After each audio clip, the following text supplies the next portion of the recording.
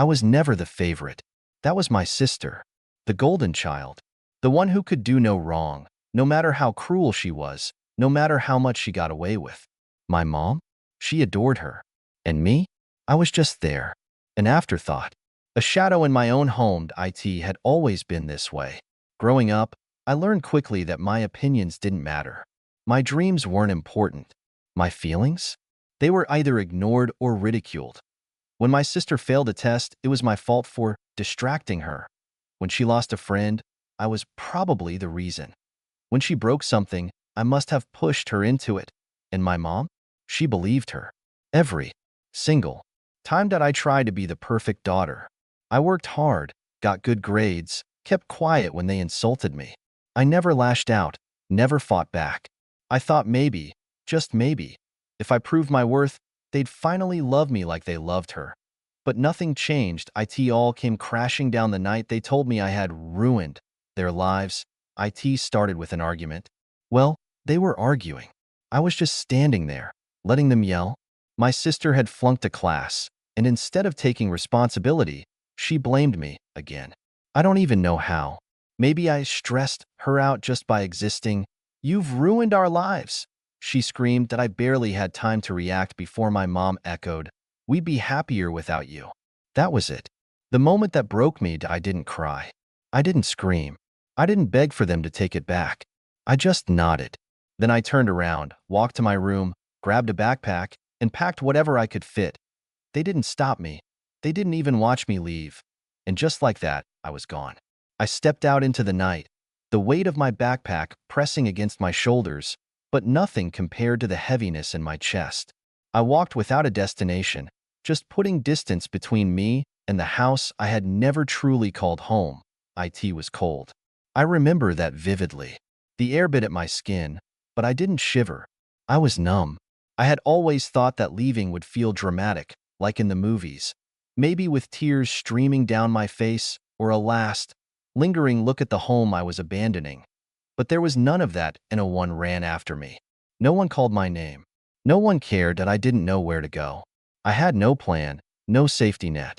My savings were laughable, just a couple $100s I had secretly stashed away from small tutoring gigs. But I knew one thing for sure: I would never go back. I found a cheap motel for the night, paying for a single room with shaky hands. I stared at the bed but couldn't bring myself to lie down. Instead, I sat at the small desk, the dim yellow light flickering above me, and tried to figure out what to do next. I didn't have a degree. I didn't have connections.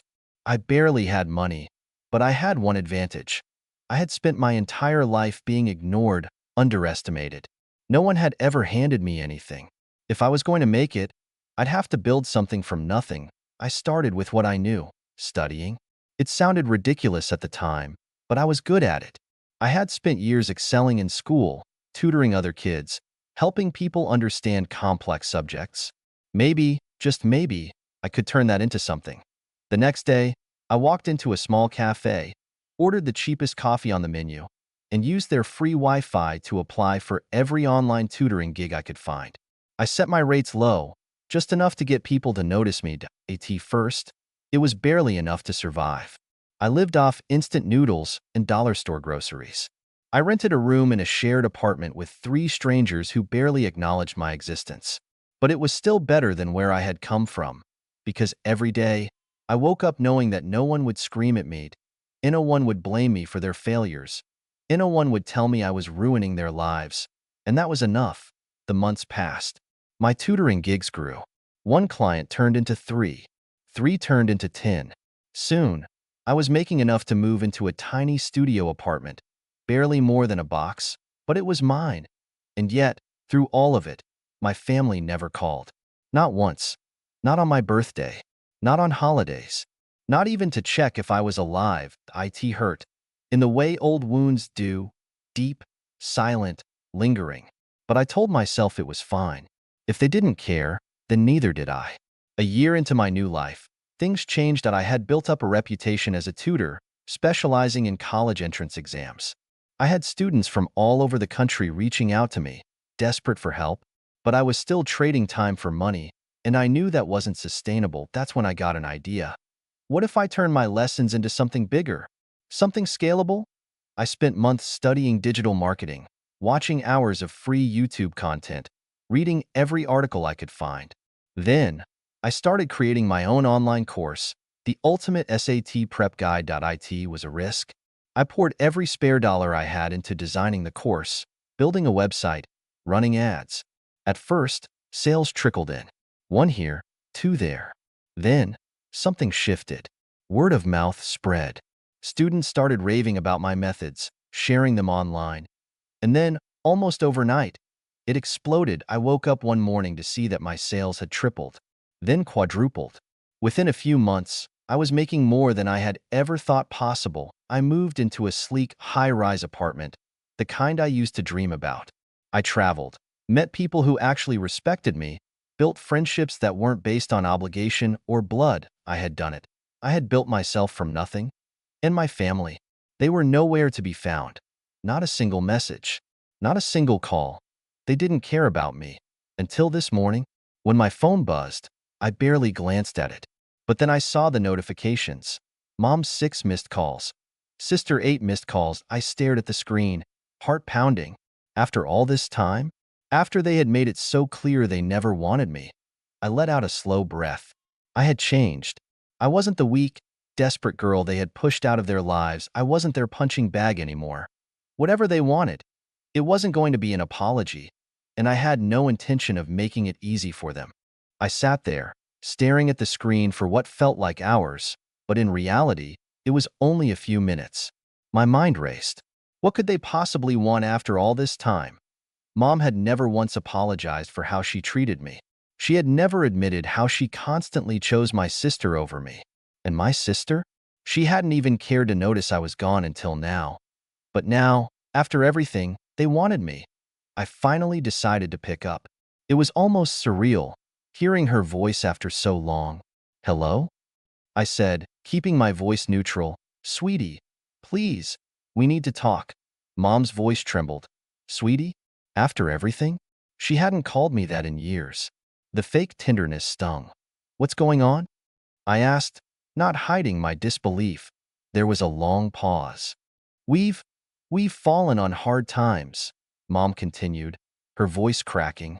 "Your sister, she's been having trouble at school again, and with everything going on, we just don't have enough. We need your help."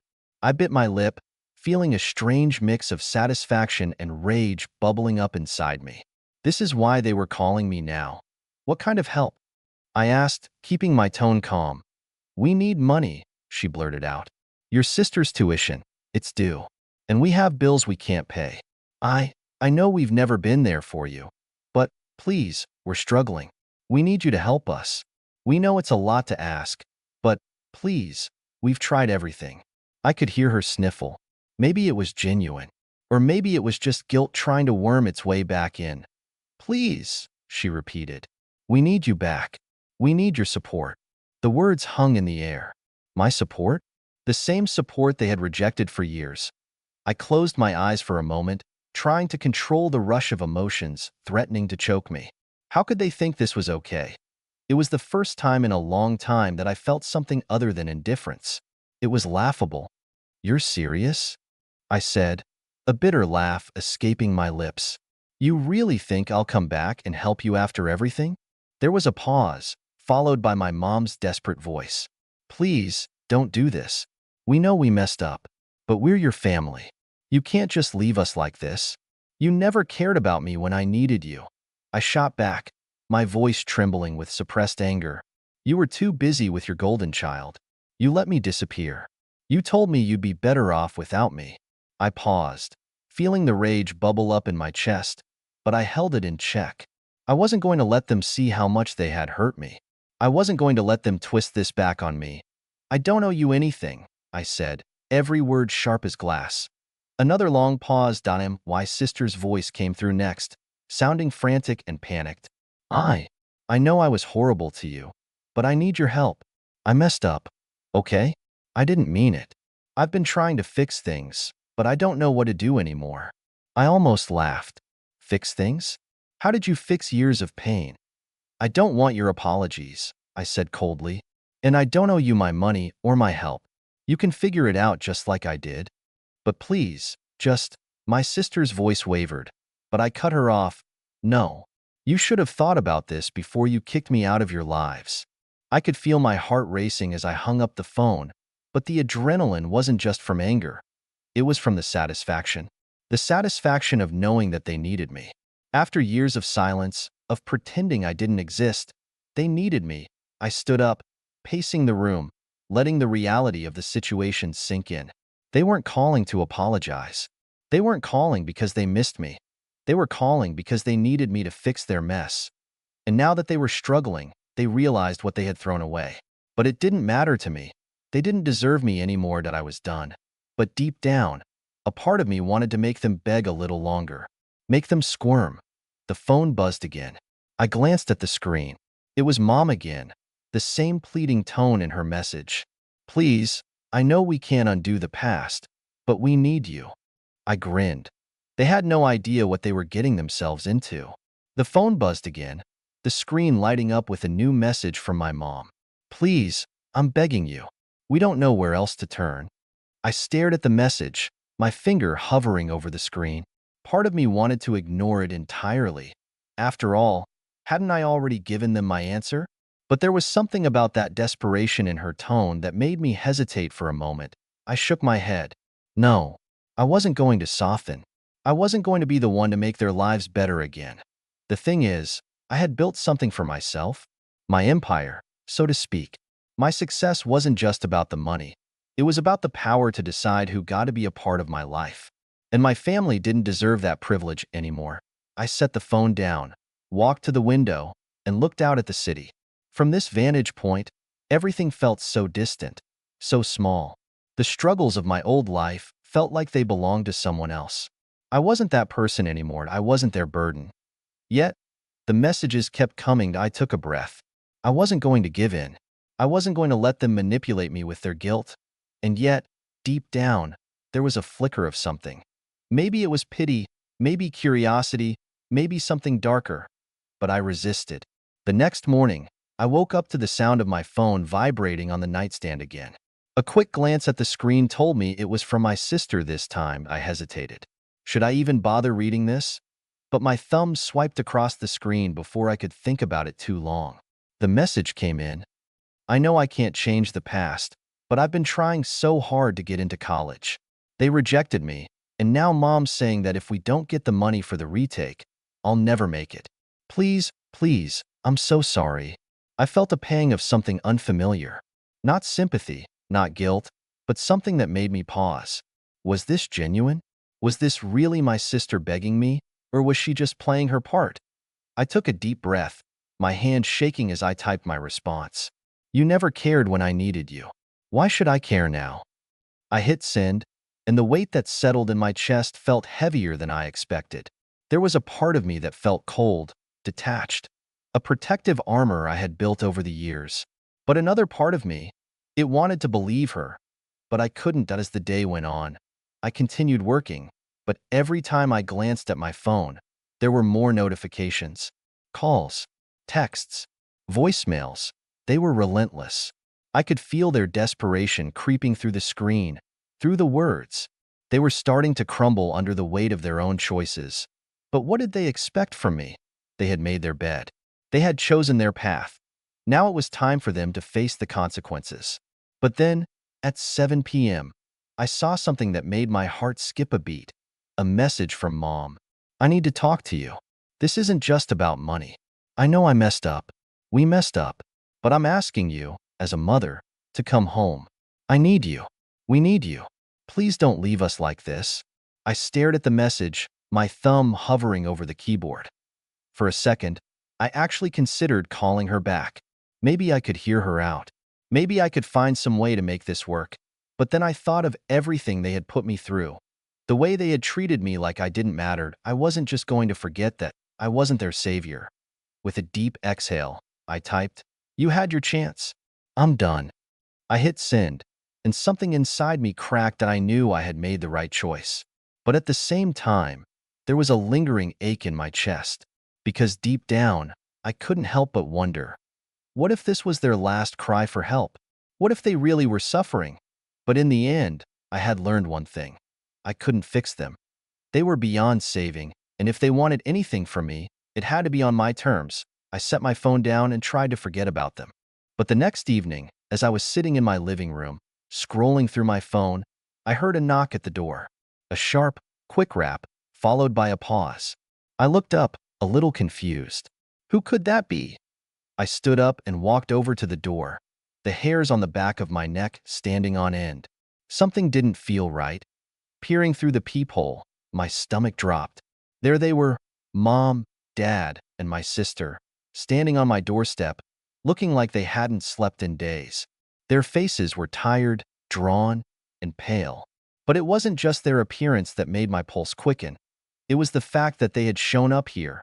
Uninvited, I froze for a moment, unsure of what to do. Part of me wanted to ignore them, to turn around and walk away, pretending I hadn't seen them. But the rage I had been bottling up came surging forward. I wasn't about to let them invade my space. After everything they'd done, I opened the door, just enough to see them fully. My heart was hammering in my chest. "What are you doing here?" I asked, my voice low but shaking with anger. Mom stepped forward first, her eyes wide with desperation. "Please, please, just hear us out," she pleaded. Her voice trembling, I stared at her. The same woman who had told me she'd be better off without me, who had shoved me aside time and time again. And now she was standing on my doorstep, asking for help. "What the hell are you doing here?" I repeated, my tone rising. "You think just because you show up at my door, I'm going to take you back? You think I'm going to forget everything you've done?" Dad shifted uncomfortably behind Mom, but he didn't speak. My sister stood next to him, her eyes on the ground, avoiding my gaze. We're sorry," Mom said, her voice breaking. "We've been trying to reach you, but we know we've messed up. It's just so hard, and we don't know what else to do. You're the only one who can help us. The only one who can help you." I felt the anger rise up like a tidal wave. "You didn't need me before. Why now? You had years to fix this," I snapped. "Years. And you never once bothered to reach out, to make things right. Not when it mattered. And now you think you can just show up here and make everything okay?" They were silent for a moment, clearly taken aback by my coldness. Mom's eyes welled with tears, but I couldn't bring myself to care. "We've been struggling," she continued, her voice a desperate whisper. "We don't have money for rent. Your sister's future is slipping away. I don't know what else to do." "Don't tell me you don't know what else to do," I said, my voice shaking with fury now. "You had choices. You made choices, and I wasn't part of them. But now that everything's falling apart, suddenly you want me?" Mom took a step forward, her hand outstretched. "Please, just listen." I slammed the door in her face, the sound of it reverberating through the house. The noise echoed in my ears, and for a second, I felt a rush of power. I could finally control this situation. But as I stood there, my hand resting on the door handle, something gnawed at me. Something twisted in my gut wasn't guilt. It was something worse. It was the realization that they had come here, to me, because they had nowhere else to turn.